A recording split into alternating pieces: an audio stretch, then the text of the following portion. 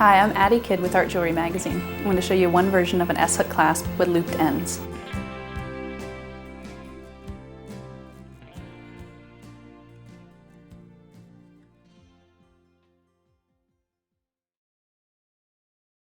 I'm going to show you how to make an S-hook clasp with wire. There are plenty of ways to do this. This is just one of them that's an easy, simple way, and I'm sure you'll figure out your own modifications for it. I've cut a 4-inch piece of 18 gauge wire.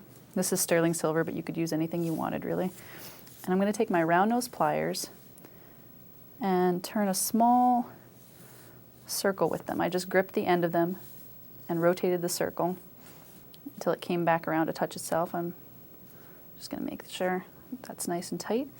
On the other side, I'm going to make a circle that goes on the opposite way. So this one points down. I'm going to make this one circle up.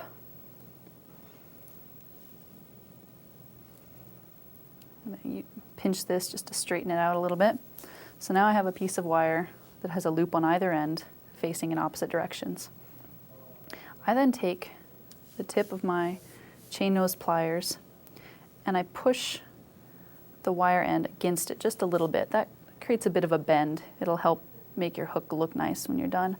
I do the same to the other end. So I put the pliers in, I this time pull so they're opposite.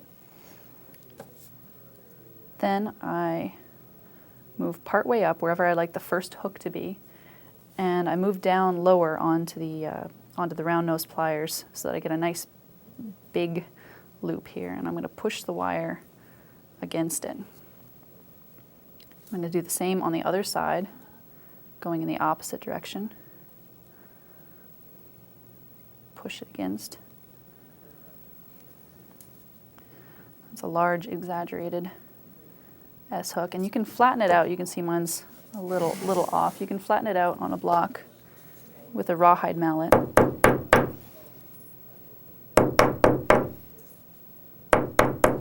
I just flip it over to make sure it's flattened enough on either side. And then I adjust to make sure it's to my liking. So I like to pull it in a little bit, give it some nice curve. Pull it in a little too far sometimes, then pull it back. And then to give it some stability and to strengthen these curves, lay just the edge of the hook on your steel bench block. And you always want to hammer on steel. You wouldn't want to hammer on wood. It wouldn't flatten it out nicely enough. And I'm going to use my chasing hammer, the flat end of that, just to lightly hammer the end of the loop. I'll flip it over. And make sure all my hammer blows are from this side over. I don't want to hammer anything in there. This is just to strengthen the loop. And I'll do the same on the other side. Flip it over again. And the hammering has made my loops fairly open. So I'm going to use my flat nose pliers and pinch them closed just a little bit.